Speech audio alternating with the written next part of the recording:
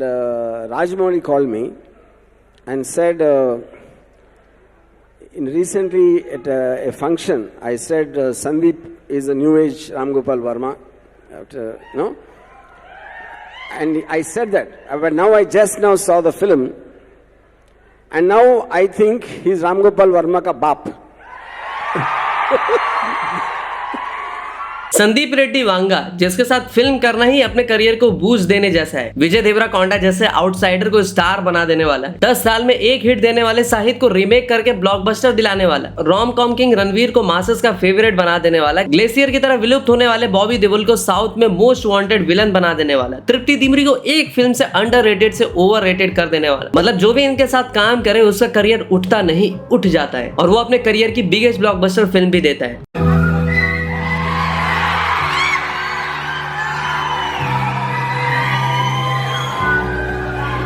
इनकी वजह से टी सीरीज के लोगों पे ऐसा भयंकर रिस्पांस आ रहा है कि 1 साल बाद भी इस फिल्म के चर्चे बंद नहीं हो रहे। लोग अपनी शादी में रथ की जगह अब वांगा फाइट गन लेकर आ रहे हैं, जबकि एनिमल 2023 की सबसे कंट्रोवर्शियल फिल्म थी। इस फिल्म से इतने लोगों की गेंद जली कि आज तक उन्हें चैन नहीं आया। लेकिन अब हाल ही में रणवीर कपूर ने रिवील किया कि एनिमल के 2 नहीं बल्कि 3 पार्ट्स होने वाले हैं। अभी तो इसका सेकंड पार्ट एनिमल पार्क आ रहा है, जिसके आने के बाद हो सकता है कि एनिमल फिल्म भी पारिवारिक लगने लगे। ये क्या सुन रहा हूँ मैं? तो आप बिल्कुल ही सही सुन रहे हो, क्योंकि आज की वीडियो में हम जानेंगे एनिमल से जुड़े हुए कुछ ऐसे डिटेल्स एंड राज जो शायद आपने भी मिस कर दिए होंगे। इसके अलावा कुछ जानेंगे ऐसे सवाल जैसे कि क्या सच में वांगा डर गए हैं, और कैसे ये डिटेल एनिमल पार्क और पार्ट 3 से कनेक्टेड है, और जनता का सबसे बड़ा सवाल कि आखिर एनिमल वर्ल्ड में पुलिस कहाँ थी। तो आज सारे सवालों के जवाब मिलेंगे, क्योंकि आज मैं फुल होमवर्क करके आया हूँ। तो वीडियो को अंत तक देखना, क्योंकि ऐसी एनिमल की माइंड ब्लोइंग इन्फॉर्मेशन आपको कहीं और नहीं मिलेगी, और वीडियो के अंत तक आप भी कन्विंस हो जाओगे कि एनिमल एक परफेक्ट एंड कंप्लीट फिल्म थी। तो पहली बात की परफेक्ट फिल्म होती क्या है, तो काफी सारे लोगों को लगता है कि ग्राउंडेड कंटेंट बेस्ड फिल्म जिसमें सारे रियलिस्टिक लगे या रियल लाइफ से इंस्पायर्ड हो वही परफेक्ट फिल्म है। तो Korean brilliant masterpiece old boy perfect कैसे हुई, जिसमें वो अकेला 100 बंदों को पेल देता है। मैड मैक्स फ्यूरी रोड कैसे परफेक्ट हुई, तो देखो परफेक्ट फिल्म वो है जिसमें कैरेक्टराइजेशन को लेकर टेक्निकली सब वेल मेड हो। एक परफेक्ट फिल्म वो है जो अपने सभी elements, story, characters, direction, cinematography, music, editing, emotional impact को बचा करके एक जबरदस्त एक्सपीरियंस देती है। जैसे कि एनिमल इसीलिए आरजीबी तक संदीप रेड्डी वांगा को अपना बाप मान के बैठे। Your films, especially Animal, it just completely broke the convention and completely threw all the so-called rules into the dustbin, you know. So because of that, I truly believe what Rajamouli said is right. You are my बाप। Animal की story revenge के बारे में थी, लेकिन सिर्फ रणविजय का नहीं बल्कि अबरार का भी। दोनों अपनी रिवेंज से बड़ी जंग पे निकले थे, जिसमें एक की हार होती है, एक की जीत। जो बच निकला दुनिया ने गाया उसका गीत। ठीक वैसे जैसे ओल्ड बॉय फिल्म में भी हुआ था। ओल्ड बॉय फिल्म में अपने को लग रहा था कि चौमिन सिख लंबे वालों वाला ऑक्टोपस खाने वाला हीरो है, लेकिन ऐसा था ही नहीं। आपको ऐसा इसलिए लगा बिकॉज कहानी उसके अराउंड रिवॉल्व कर रही होती है, जबकि फिल्म में रिवेंज तो यो इन सिख का होता है, मतलब वही जिसने इसे फंसाया होता है। देखो डायरेक्टर कैसे एंटागोनिस्ट को प्रोटैगनिस्ट बना देता है और प्रोटैगनिस्ट को एंटागोनिस्ट, आप पकड़ ही नहीं पाते हो।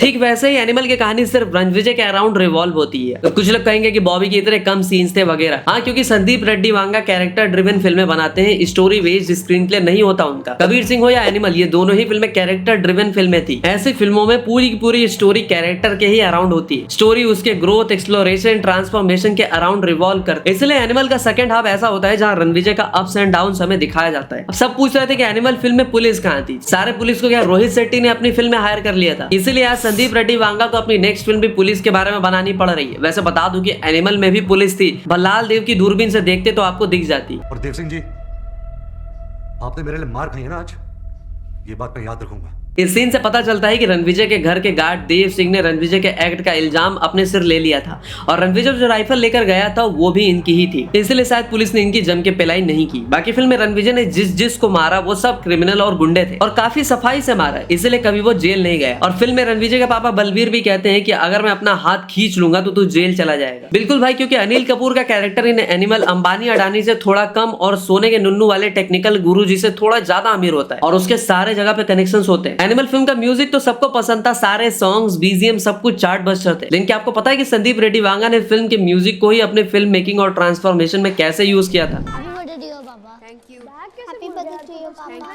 पता है इसके पापा कौन है? वो रोज नया बैग खरीद सकते हैं इसके लिए। इस सीन में दो चीजें हाईलाइट होती है। पहले तो रणविजय का बैग, क्योंकि रणविजय के बैग पर उसका पैशन दिखता है, और वो होती है एक एस्ट्रोनॉट की फोटो। सिर्फ बैग पर ही नहीं, रणविजय के रूम में भी काफी जगह पे माइकल जैक्सन के साथ साथ आउटर स्पेस रिलेटेड स्टफ था, because Ranvijay wanted to be a spacecraft engineer, और आगे जाके बना भी, और इसीलिए ऐसी ब्रिलियंट मशीन गन डिजाइन भी कर पाता है। बैग पे जीनियस लिखा होता है, जो कि वो होता भी है। लेकिन इस सीन में एक और चीज है, वो है बैकग्राउंड में ठीक से अगर आपने सुना होगा तो स्कूल सॉन्ग बज रहे हैं। फिर रणविजय वही सॉन्ग आके पूरी ऑडियंस को ग्रैब करता है, यानी वो जेसीबी से बड़ा क्राउड पुलर है, और वहां पे अरविंद एंड्रयू गैरफील्ड अकेले रहता है। और इसी सीन से हमें पता चलता है कि रणविजय अमेरिका में था, और गीतांजलि भी काफी पहले से अमेरिका जाना चाहती थी। तुझे तो अमेरिका जाना था ना, MBA PhD करनी थी। यानी रणविजय ने उसके गीतांजलि की स्कूल की लव स्टोरी सुनाई थी, वो सच्ची थी, और हो सकता है कि रणविजय अमेरिका में गीतांजलि के लिए ही सेटल हुआ, क्योंकि स्पेसक्राफ्ट इंजीनियर तो वो इंडिया में भी बन सकता था। अब दूसरा सीन जहाँ म्यूजिक ने ऐसा काम किया था कि देखकर सुनकर तुम भी RGB के बाप को सलाम ठोकेगी। Don't ever go there. No मेरे मतलब गीतांजलि, तू मुझे कुछ भी पूछ सकती है। Anything dirty, पॉर्न देखता हूँ, लड़की झुकती है तो चेकआउट करता हूँ, and I'll always give you an honest answer. बस not this. हाँ, इस सीन पे वही आइकॉनिक न्यूड वॉक वाला BGM है, लेकिन ये रश्मिका के हक करने के बाद बंद हो जाता है, क्योंकि रणविजय के अंदर का एनिमल बाहर आते आते रुक जाता है। लेकिन कुछ सालों बाद वो एनिमल कुछ ऐसा ही दहाड़ मारता है कि BGM कंप्लीटली लाउड हो जाता है।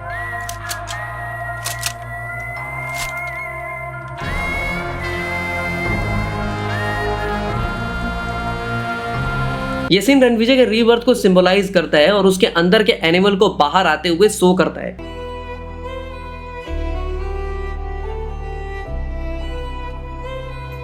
और एंड में रणविजय अबरार को मार चुका होता है और अपने पप्पा को सौंप देता है, यानी तुम्हारे कारण एनिमल बना था और तुम ही पे खत्म। फिल्म में और भी काफी डिटेल चीजें हैं, लाइक जब रणविजय सालों बाद USA से आता है तो वो अपने पापा को हेयर कट गिफ्ट करता है। फिर वापस सालों बाद आता है और हम देखते हैं कि रणविजय के हेयर्स लॉन्ग है, अब उसके पापा ने उसके बाल काट दिए। और दोनों ही बार अमेरिका जाने रणविजय को घर से ही निकाला गया था। वही सेम अबरार और रणविजय के साथ भी। जब रणविजय इरिटेट होता है तो अबरार जश्न मनाते हुए एंट्री लेता है। फिर वापस जब अबरार इरिटेट होता है तो वापस रणविजय जश्न मनाते हुए एंट्री ले लेता है। बस इतना ही नहीं, फिल्म में अबरार के मुंह में 50-50 का बिस्किट अटका होता है। मेरा मतलब वो गूंगा होता है और रणविजय बहरा। लेकिन जब रणविजय बहरा हो जाता है तो वो साइन लैंग्वेज सीखना शुरू करता है, जिसका जिक्र वो अंत में भी करता है। एनिमल में सबसे भयंकर बात यह थी कि हम इंटरवल से पहले हीरो का नाम तक नहीं पता होता। यही चीज शो करती है कि फिल्म ने हमें कितना बांध के रखा, बिल्कुल ही अपनी नॉन लीनियर स्टोरी टेलिंग से, कि हमें पता ही नहीं चला कि हीरो का नाम क्या है। और यहाँ पर रणविजय पहले तो अपने जीजा को मारता है गला दबा के, लेकिन मरने के बाद उसको गोली मार देता है, क्योंकि उसने अपनी बहन से ऐसा कहा था।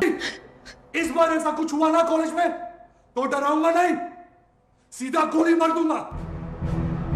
और इस सीन में रणविजय तो पहले तो अपने गन से दरवाजे के आर पार गोली चला देता है सामने वाले को मारने के लिए।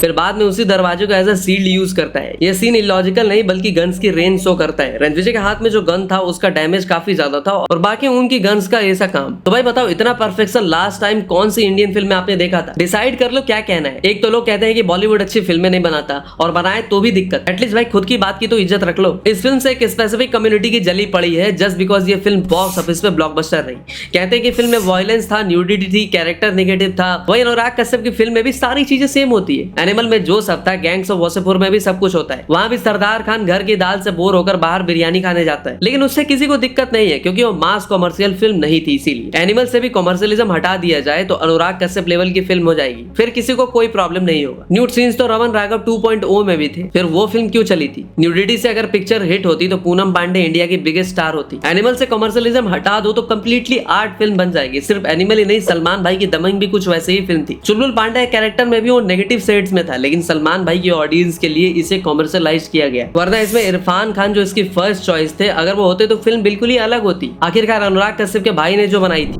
अगर कोई फिल्म जिसमें एक आदमी एक औरत से कहे कि तू मेरे जूते चाट, अगर एक आदमी कहे कि एक औरत को थप्पड़ मार देने में क्या खराबी है, वो पिक्चर सुपर डुपर हिट हो तो ये बड़ी खतरनाक बात है। वो लड़की उसके बाप को मारने के लिए आई, सबको मारने के लिए आई है। लिख मैं शू नहीं बोलता क्या बोलेगा? और फिर इतना भी कॉमन सेंस नहीं है। चलो ठीक है, कुछ लोगों को इस बात से दिक्कत हो सकती है कि औरतों को जूता चाटना बोलता है अपना रणविजय जो उसको बाप को मारने आए, और वहां वो हुआ भी था, लेकिन इन लोगों को इस सीन से कोई प्रॉब्लम नहीं हुई। Oh यहाँ तो लिटरली अक्षय कुमार सैंडल पे किस कर देते हैं, तब कहाँ थी ये feminist audience. Feminism is about equality, तो फेमिनिस्ट लोगों को बोलना है कि अक्षय कुमार तुम किसी औरत के जूते नहीं चाट सकते। लेकिन इस सीन के 1% भी कंट्रोवर्सी नहीं हुई। सेम पुष्पा 2 में भी अल्लू रश्मिका के पैर अपने मुंह के पास लेकर आता है, तभी भी ये फेमिनिस्ट ऑडियंस गायब हो जाती है। एमा वॉटसन ने तक कहा है कि आज के टाइम पे फेमिनिज्म इक्वालिटी की जगह मैन हेटिंग के बारे में रह गई है बस। पॉइंट इज कुछ सीखने के लिए देखो मत फिल्म को सिर्फ एंटरटेन होने के लिए देखो, और वो जो वॉक लेंस है उसको हटाओ, नॉर्मल देखना स्टार्ट करो। जैसा कि संदीप रेड्डी वांगा ने कहा था कि फिल्मों को वो लेंस उतार के देखो, एंटरटेनमेंट के लिए देखो। वो फिल्म आपके या मेरे सिलेबस का हिस्सा तो नहीं है। वही फिल्म हसीन दिलरुबा में तापसी नुन्नू किसी और के साथ कांड कर लेती है और उससे किसी को दिक्कत नहीं होती क्योंकि वो लड़की है इसीलिए। और एनिमल में रणविजय की जगह गीतांजलि चीट करती तो ये फेमिनिस्ट लोग खुद अप्रिशिएट करते। 4 शॉट्स वोडका, वीरे दी वेडिंग, ये सब में कोई प्रॉब्लम इन्हें नहीं होती। बस जेंडर बदल दो और इन्हीं सारी चीजों के लिए वांगा साहब ने ये सीन रखी थी।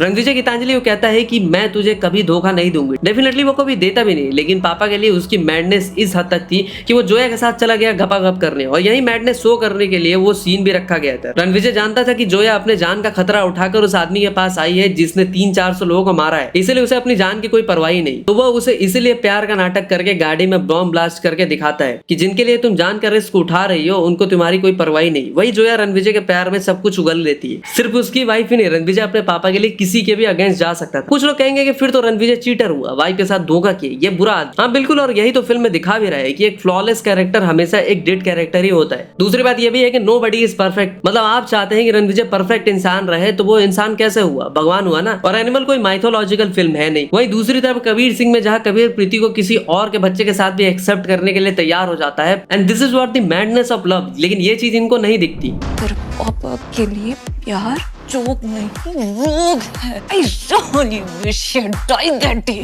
चिप्स मांग रहा है। लोगों को ये दिखा, लेकिन गीतांजलि की जबरदस्त परफॉर्मेंस नहीं। वहीं दूसरी तरफ पार्वती वीरन फिल्म है जो संदीप रेड्डी वांगा की रिकमेंडेशन पे देखी थी मैंने, और जैसे वांगा साहब ने कहा था, और ये फिल्म यहाँ की ऑडियंस देखेगी तो खुदकशी कर लेगी, और ये फिल्म वाकई में ऐसी थी भी, इसीलिए कमजोर दिल वाले इस फिल्म को ना देखे। और इस फिल्म के लिए प्रियमणि ने national award for best actress तक जीता था, लेकिन रश्मिका को विमल पान मसाला अवार्ड तक नहीं मिला। अब आते हैं मुद्दे की बात पर। जिन लोगों को एनिमल से प्रॉब्लम थी वो लोग अब खून के आंसू रोने वाले हैं, क्योंकि अब आ रही है animal park. Animal film and होते ही रणविजय भैया अवरार को मार के आते हैं। पता चलता है कि अब उनके पितामह 4 महीने में ही स्वर्गवासी होने वाले हैं, और यही एंड में रणविजय अपना सब कुछ खो देते हैं, और लोग इसे ग्लोरी कहते हैं। यानी रणविजय अपने बाप के लिए एनिमल वाला 400 लोगों को मार आया, अपने बाप की जान बचाने, और अंत में उसी को खो देता है। बीवी बच्चे छोड़ के जाता है, तो ये कैसी ग्लोरी है भाई? अपने बाप को खोना कोई ग्लोरी नहीं होती। लेकिन हमें लगता है कि फिल्म यही खत्म हुई, तभी एंट्री होती है अजीज द बुचर की, और थिएटर स्टेडियम बन जाता है। गौर करने की बात है कि अजीज का लुक इतना परफेक्ट था कि प्लास्टिक सर्जरी के बाद भी वो रणवीर कपूर वाली वाइब्स नहीं देता। दूसरी तरफ वॉर फिल्म में भी टाइगर श्रॉफ की प्लास्टिक सर्जरी वाली सीन थी, जिसमें मुझे टाइगर कहीं से भी फिट होते हुए नहीं दिखा, लेकिन यहाँ अजीज के फेस पे वो कट्स भी हैं, और वॉइस भी उसकी संदीप रेड्डी वांगा ने दी है, उसे और भी ज्यादा ऑथेंटिक बनाने के लिए। बच्चा पैदा होने के बाद ही पता चलेगा कि विजय का है या मेरा जैसा नहीं दिखा ना, मतलब मेरा है। आवाज से लेकर चाल ढाल तक अजीज के लिए वांगा ने सब कुछ उसका बदल दिया। लेकिन अजीज के चेहरे के पीछे कौन है ये तो अब तक एक मिस्ट्री है। मेरी मानो तो विजय देवराकोंडा को ले लो, वो इस रोल में फाड़ के रख देगा, और ऐसा मुझे लगता नहीं, ये बिल्कुल सच बात है। और अगर किसी को शक है तो जाके अर्जुन रेड्डी की डीवीडी फिर से खरीद लो। लेकिन एनिमल की कहानी इतनी आसान नहीं है। एनिमल एक वेल प्लान ट्रायोलॉजी है, इसलिए फिल्म के स्टार्टिंग में हमें ओल्ड रणवीर कपूर दिखता है, जो शायद पार्ट 3 और उसकी कहानी कंटिन्यू करेगा, और पूरी होगी ट्रायोलॉजी फादर सन के बॉन्ड पे रिवॉल्व करेगी। भले ही एनिमल पार्क में बलवीर सिंह मरने वाला हो, लेकिन रणविजय के दिल में वो यादें तो हैं। अजीज बहुत ही ज्यादा खतरनाक है क्योंकि वो बुचर जो ठहरा। वही रणविजय होटल फाइट सीन के बाद 4 महीने के लिए बिस्तर से उठ नहीं पा रहा था। उसके ब्लैक कोबरे में भी पाइपलाइन फिट करनी पड़ी थी। क्या वो उसका सामना कर पाएगा? मैं कहूंगा कि हाँ बिल्कुल, क्योंकि रणविजय जब उसके पापा जिंदा थे तो इतना खूंखार था। अब तो वो अपना सब कुछ खो चुका है, और जिसके पास खोने के लिए कुछ भी नहीं है उससे ज्यादा खतरनाक शायद ही कोई और होगा। अवरार मर चुका है, लेकिन उसके 10 बच्चे हैं अभी तक, जिसमें से 2 ट्विंस थे, और रणविजय और जोया का भी बच्चा मैदान में उतरने वाला है। एनिमल फिल्म में रणविजय के बेटा अभय पे अगर आपने ध्यान दिया हो तो आपको पता चल जाता है कि वो भी अपने पापा के वैसे ही मोहब्बत करता है जैसे रणविजय अपने पापा से। और ये सब मैं आपको इस फिल्म के लिए बता रहा हूँ क्योंकि यही कंटिन्यू होने वाला है एनिमल पार्क और एनिमल 3 में, और इसके हिंट्स वांगा साहब एनिमल में ऑलरेडी दे चुके हैं। फिल्म की स्टार्टिंग सीन में रणविजय कहता है, मैं बोला पापा मैं आपके जैसे नहीं बना, तो मेरा बेटा मेरे जैसे क्यों बनेगा? और यही रणविजय का बेटा उसके जैसा नहीं होने वाला है। एनिमल 3 में रणविजय और उसके बेटी की कहानी हो सकती है जो एनिमल पार्क से कंटिन्यू होगी। जैसे कि रणविजय के कमरे में Michael Jackson, space ship etcetera थी, वैसे ही एक चीज अभय के कैमरे में है, उसको सिंबलाइज करती है।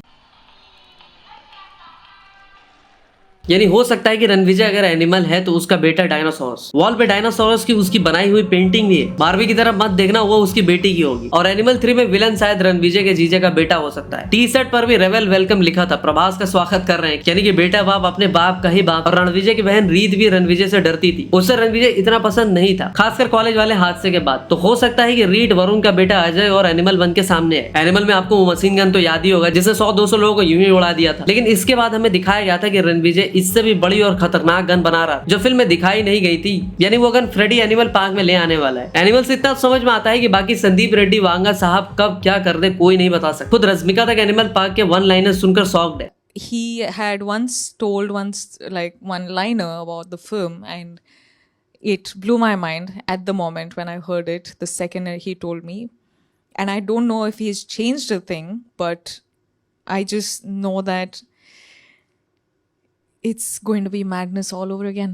तो एनिमल पार्क से तुम्हारी जितनी भी एक्सपेक्टेशन है उसको डबल ट्रिपल कर दो, because it's FUCKING Sandeep Reddy Vanga's film. So always expect the unexpected. बहुत हुआ वायलेंस, अब मेरे दूध की बोतल गर्म हो चुकी है, मैं जा रहा हूँ शिनचैन देखने। तो मिलते हैं आपसे एक और अमेजिंग वीडियो में, तब तक के लिए हर हर महादेव।